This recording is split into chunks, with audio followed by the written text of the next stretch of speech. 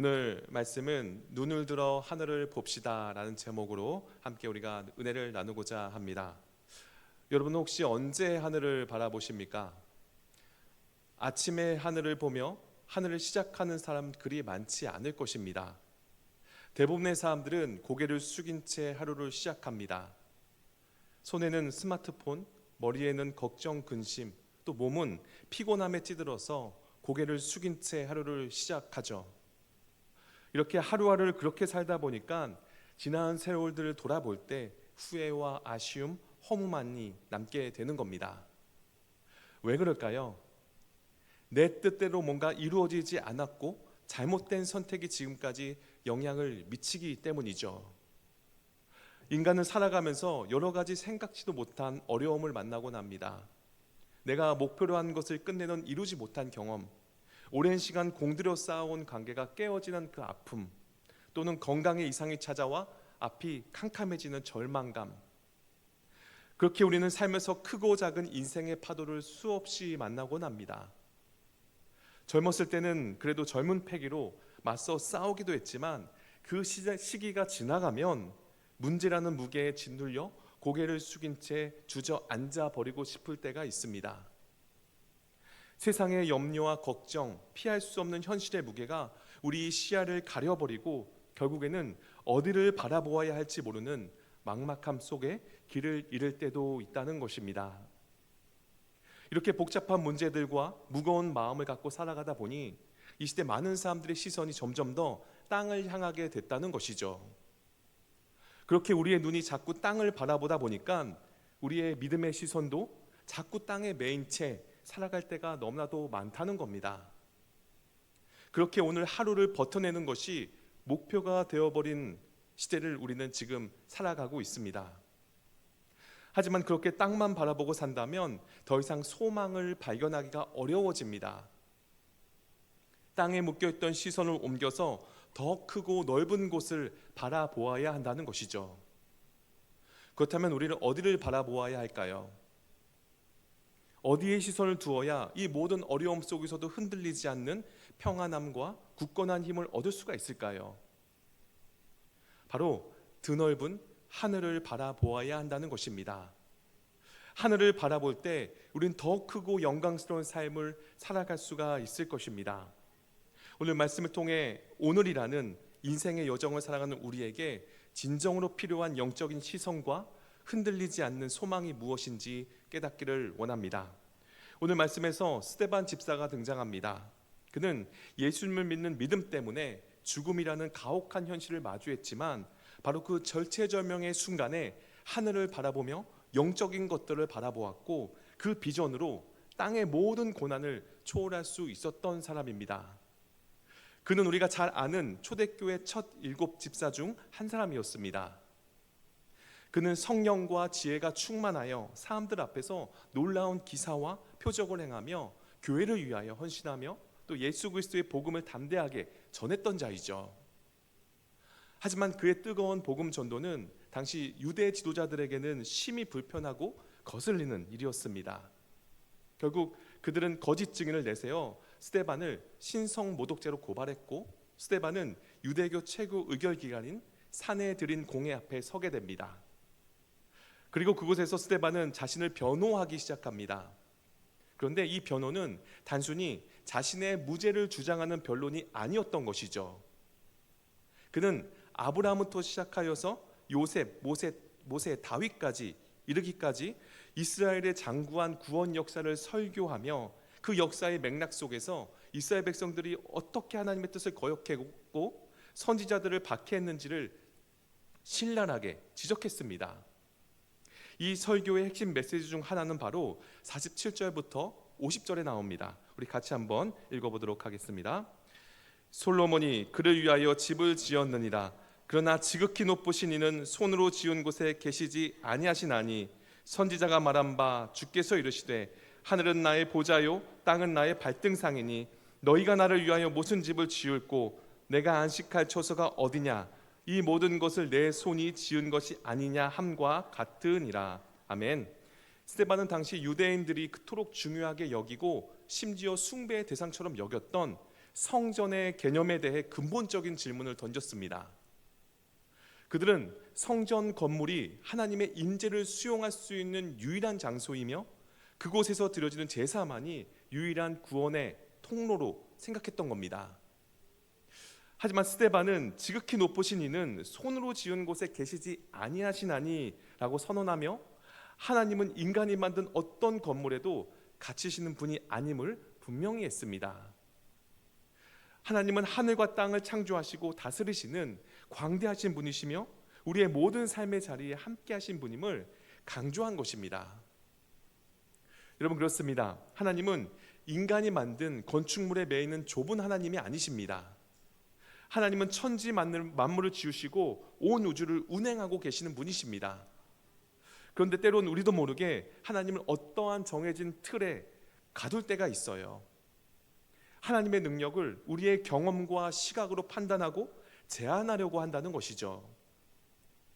그래서 단순히 내 기도를 응답하시고 내 인생을 편하게 해주시는 분으로 생각할 때가 있다는 겁니다.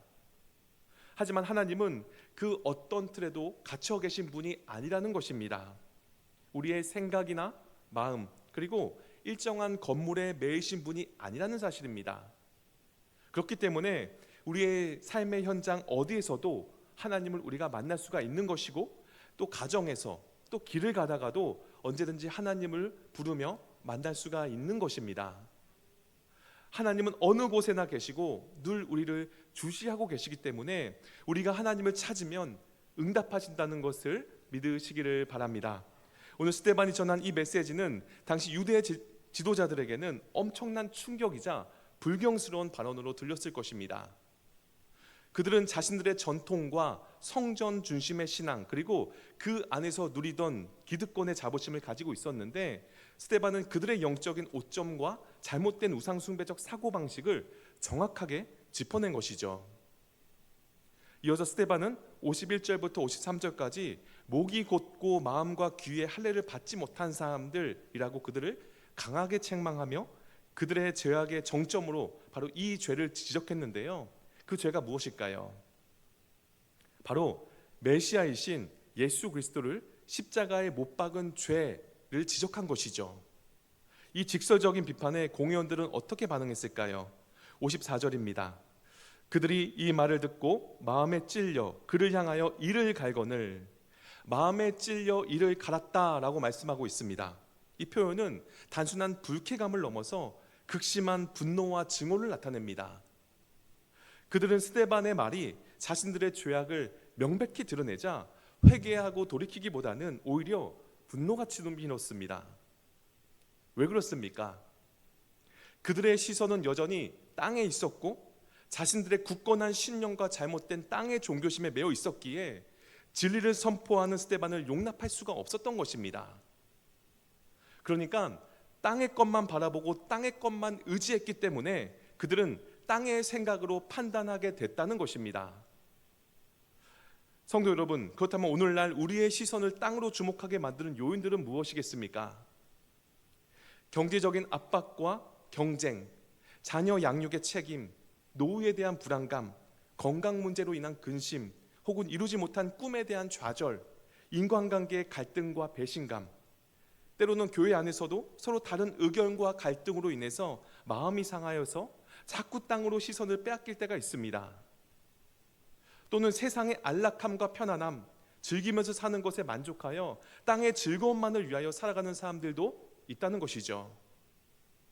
이 모든 땅의 문제들, 죄와 편안함이 우리의 시야를 가려버리고 우리의 고개를 떨구게 만들어서 하나님께 시선을 들지 못하게 만들 때가 얼마나 많은지 모릅니다. 우리의 눈이 땅의 것에만 매여 있다면 결코 우리는 진짜 봐야 할 것과 들어야 할 것을 듣지 못하게 돼서 진리를 들었을 때 거부감이 생기게 되는 것입니다. 그래서 누군가가 나에게 신앙적인 조언을 하거나 잘못된 것을 지적할 때 그것을 순순히 받아들이지 못하고 유대 지도자들의 분노처럼 상대방을 쏘아붙이게 되는 것이죠.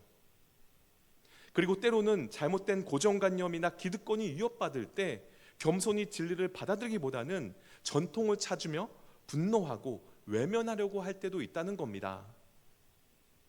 이 모든 것이 자신의 자아의 뿌리가 땅에 박혀 있고 땅에 대한 집착으로 인해 발생하게 되는 것입니다.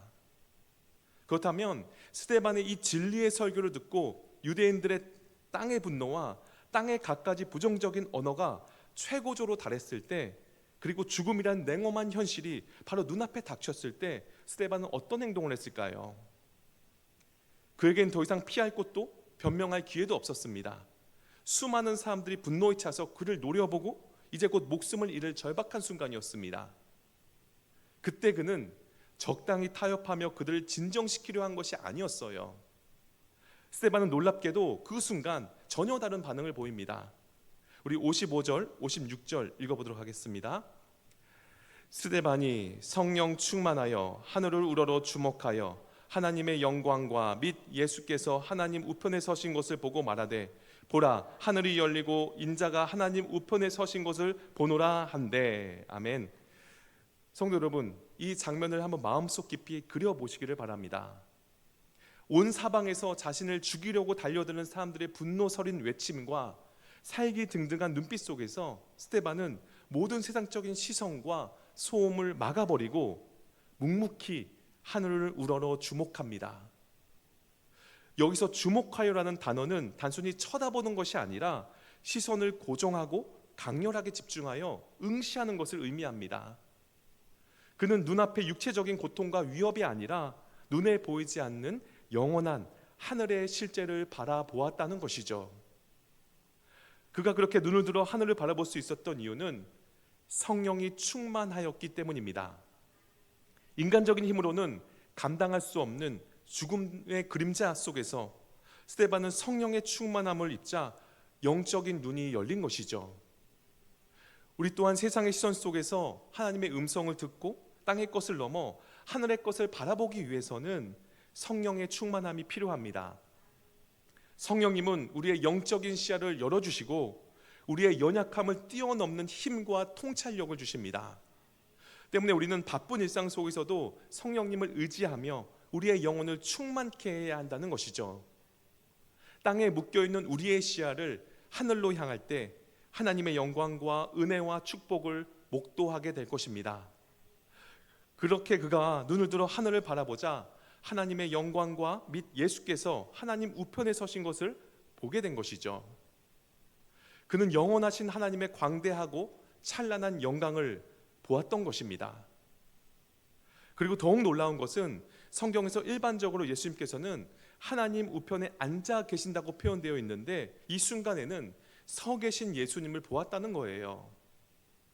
마치 긴 경주를 마친 선수가 결승점에 다다랐을 때 그의 코치가 자리에서 벌떡 일어나 그를 환영하고 격려하듯이 죽음을 목전에 둔 스데반을 향해 예수님께서는 자리에서 일어나 그를 맞아주시고 위로하고 계신 모습이었을 것입니다.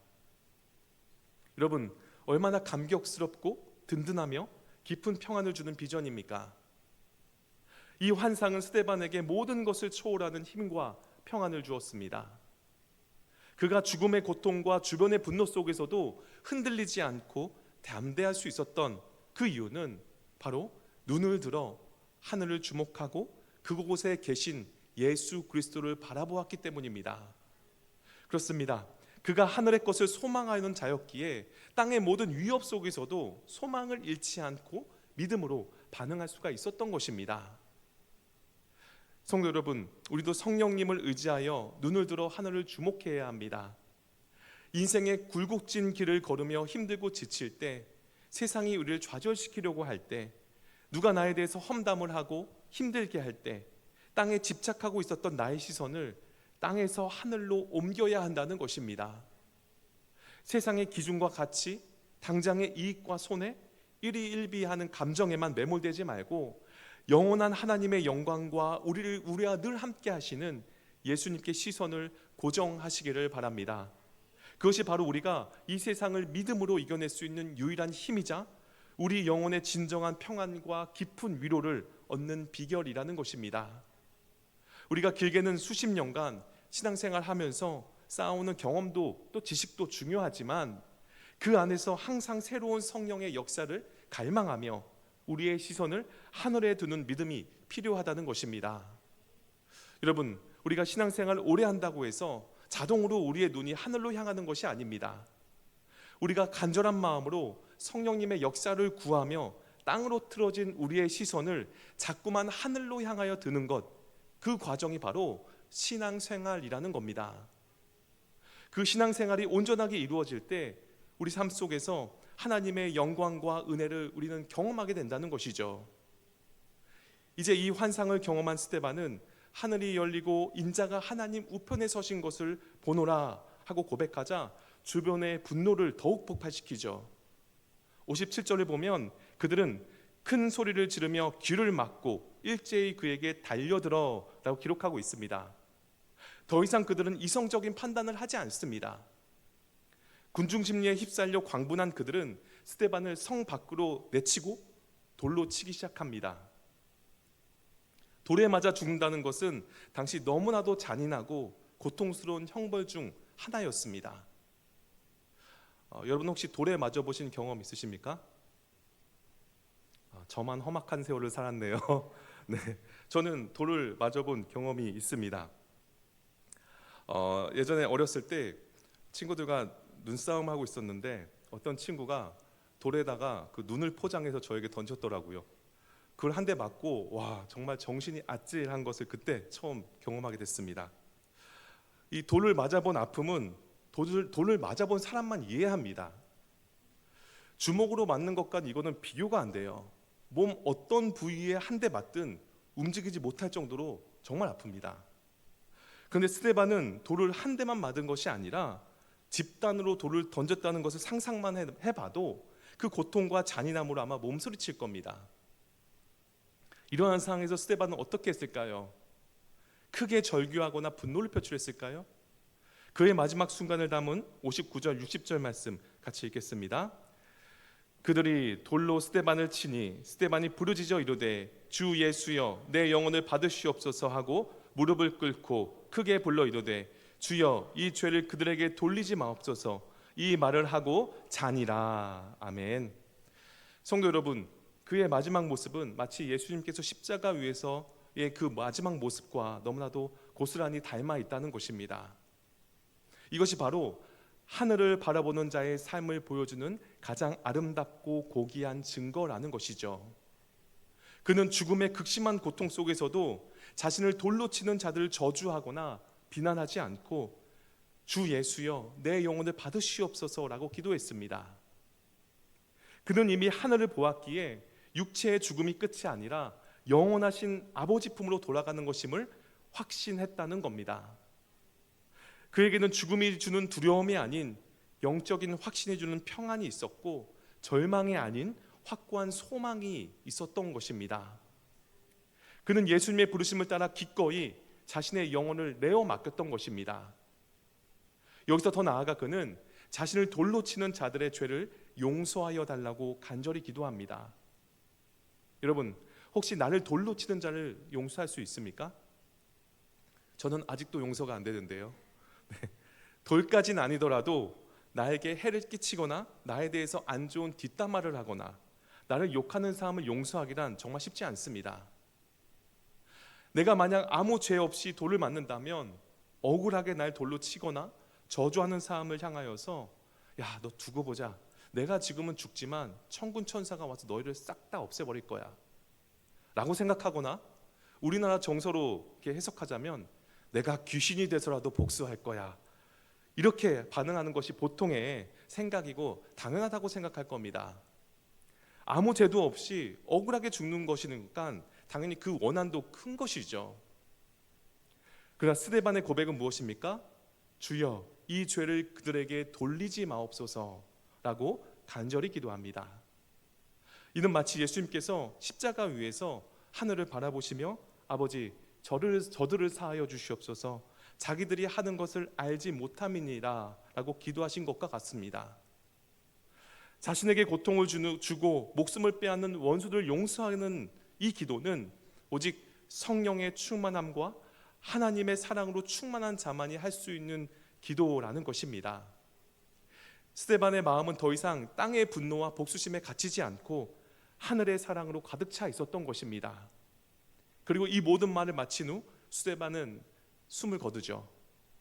스데반이 죽은 장면을 성경은 잠들었다라는 평화로운 표현으로 이 땅의 생을 마감합니다. 죽음이 아닌 잠든 것처럼 묘사된 것은 그의 죽음이 단순한 비극이 아니라 영원한 안식과 소망으로 들어가는 통로였음을 보여주는 것입니다. 그는 하늘의 것을 바라보았기 때문에 죽음마저도 초월한 평화 속에서 고통 없는 얼굴로 눈을 감을 수가 있었던 것입니다. 성도 여러분, 스데반은 오늘날 우리에게 강력한 메시지를 던져줍니다. 우리가 겪는 고난과 아픔, 세상의 모든 불의와 비난 속에서도 눈을 들어 하늘을 바라보는 것이 얼마나 중요한지를 우리에게 가르쳐주고 있습니다. 믿는 우리 역시 이 땅에 살아가는 동안 크고 작은 억울한 상황들을 만날 수 있습니다. 그때마다 우리가 무엇을 선택하며 바라보느냐가 우리의 고난을 해석하는 방식을 바꾸고 우리의 영혼에 평안을 줄 것인가 아니면 울분만을 줄 것인가를 결정하게 된다는 것이죠. 여러분, 우리는 오늘 말씀을 통해 우리 스스로에게 이러한 두 가지 질문을 던지며 자신을 점검해 봐야 합니다. 그 첫째는 나의 영적인 시선은 지금 어디에 고정되어 있느냐는 겁니다. 우리는 젊은 시절의 열정과 치열함으로 땅의 것을 쫓아 달려왔습니다. 직장에서의 성공, 가정을 이루는 기쁨, 자녀를 양육하는 보람, 노후를 준비하는 수고 등 이 모든 것이 중요하고 귀한 일입니다. 하지만 인생의 여정이 깊어질수록 우리가 쌓아 올린 세상의 모든 것들이 얼마나 허무하고 일시적인 것인지를 깨달을 때가 있습니다. 명예도, 권력도, 재물도, 심지어 우리의 건강도 영원하지 않아요. 땅의 것에만 매몰되어 살다 보면 우리의 영혼은 지쳐 쓰러지고 마음의 공허함만 남게 된다는 것입니다. 두 번째로 자신에게 질문할 것은 나는 성령 충만하여 하늘을 지금 바라보고 있는가라는 것이죠. 스데반이 하늘을 바라볼 수 있었던 결정적인 이유는 바로 성령이 충만했기 때문입니다. 성령님은 우리의 영적인 눈을 뜨게 하시고 세상이 줄 수 없는 힘과 지혜를 주십니다. 수십 년간 신앙생활을 해오면서도 혹시라도 매너리즘에 빠져 있진 않으십니까? 습관적인 예배와 기도로 성령님과의 살아있는 교제를 소홀히 하고 있지는 않습니까? 오늘 이 시간 성령의 충만함을 다시 한번 간절히 구하며 우리의 영적인 시야를 열어달라고 기도하시기를 바랍니다. 성령님 안에서 우리는 땅의 모든 것을 초월하여 하늘의 것을 바라보고 새로운 활력과 힘을 얻을 수가 있는 것입니다. 여러분, 우리 늘 자신 스스로를 점검해 봐야 합니다. 내가 지금 땅의 것에 집착하며 살아가는지 아니면 하늘을 바라보며 살아가고 있는지 끊임없이 우리는 점검해 봐야 한다는 것이죠. 스데반은 하늘을 보았기에 육체의 생명마저도 아낌없이 내어놓을 수가 있었습니다. 그는 죽음의 고통 속에서도 원수를 용서하고 평화롭게 눈을 감게 되죠. 하늘의 비전은 우리에게 삶의 진정한 의미와 가치를 깨닫게 하며 우리가 피할 수 없는 육체의 죽음 앞에서도 두려워하지 않는 담대함을 줍니다. 우리의 삶의 목적이 이 땅의 것에 머무르지 않고 영원한 하늘에 있음을 깨달을 때 우리는 매일매일 주님의 영광을 위해 더욱 의미 있고 담대하게 살아갈 수 있을 것입니다. 우리 가정과 이웃에게도 영원한 소망을 전할 수 있는 믿음의 유산을 남길 수 있을 것입니다. 우리 모두 그렇게 하늘을 바라보며 오늘을 살아가시기를 소망합니다. 말씀 맺겠습니다. 성도 여러분, 스데반은 짧게 살았지만 깊은 울림을 남긴 사람입니다. 그의 생애는 길이가 아니라 깊이로 기록된 복음의 증인이었습니다. 그는 섬긴 속에 빛났고 진리 앞에서는 두려움 없이 서 있었으며 죽음의 순간에서 하늘을 바라보았습니다. 세상은 그를 돌로 쳤지만 그는 하늘을 바라보며 원망 대신 용서로 응답했습니다. 스데반은 오늘날 우리에게 이렇게 묻고 있는 것 같습니다. 당신은 지금 어디를 바라보고 있습니까? 땅입니까? 하늘입니까? 스데반은 신약교회의 첫 순교자이자 복음의 불씨를 들고 세상 항복판으로 걸어 들어간 믿음의 사람입니다. 그의 생애는 길지 않았지만 그의 믿음의 행보는 교회 역사를 바꾸었다는 것이죠. 그의 설교는 짧았지만 그 울림은 사울의 가슴을 흔들었고 그의 죽음은 하늘의 미랄처럼 흩어져 초대교회를 세상 끝까지 확장시켰던 것입니다. 여러분, 우리가 사는 이 땅은 아름답지만 동시에 죄악과 고통 그리고 유한함으로 얼룩져 있습니다. 때로는 답답하고 또 억울하여 힘들어서 숨막히는 순간들도 끊임없이 우리에게 찾아올 것입니다. 하지만 그럴 때마다 오늘 스데반을 기억하시기를 바랍니다. 땅의 모든 시선과 분노, 고통 속에서도 나의 고개를 들어 하늘을 주목하고 영원하신 하나님의 영광과 우리를 위해 서 계신 예수님을 바라보시기를 바랍니다. 세상은 끊임없이 우리에게 땅의 것을 바라보고 주목하라고 손짓하고 유혹하지만 우리의 시선은 영원한 하늘의 것을 향해야 한다는 것입니다. 우리가 영원하신 하나님과 우리 구주 예수님께 우리의 시선을 고정할 때 이 땅의 모든 어려움은 새로운 관점으로 보이기 시작할 것입니다. 고난 속에서도 흔들리지 않는 소망을 발견하고 절망 속에서도 깊은 평안을 누리며 우리의 육체의 죽음 앞에서도 두려움 없이 영원한 생명을 바라볼 수 있게 될 것입니다. 오늘 이 시간 우리의 어깨를 짓누르고 고개를 푹 숙이게 만드는 모든 땅의 염려와 근심들을 예수님의 발 앞에 내려놓고 이제 눈을 들어 하늘을 바라보시기를 바랍니다. 드넓은 하늘과 같은 하나님의 사랑을 경험하시고 깊은 하늘과 같은 은혜를 경험하셔서 우리의 진정한 소망과 영원한 안식 그리고 흔들리지 않는 평안이 있음을 믿으시기를 바랍니다. 주님의 은혜와 평강과 새 힘이 눈을 들어 하늘을 주목하며 믿음으로 이 땅의 여정을 살아가는 우리 모두와 늘 함께하기를 주님의 이름으로 간절히 축원드립니다.